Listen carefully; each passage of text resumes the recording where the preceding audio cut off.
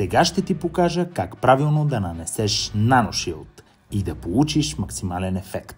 Ще ти трябва един комплект NanoShield, в който има NanoShield, 2 броя микрофибърни кърпи. Сивата използваме за нанасяне, а синята за полиране. Първо е супер важно колата да е чиста. Измивате я и избирате един детайл, който да обработите. Например, преден капак. Важно! Не пръскайте цялата кола наведнъж. Стъпка номер 1. Намокряте първия микрофибър и го изцеждате добре.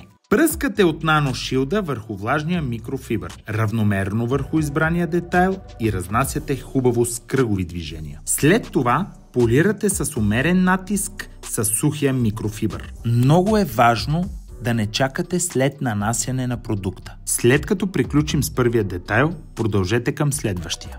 Като следвате този метод детайл по детайл, ще постигнете максимална защита, перфектен блясък, дълготраен ефект. Не забравяйте, тайната на перфектния резултат е в нанасенето детайл по детайл.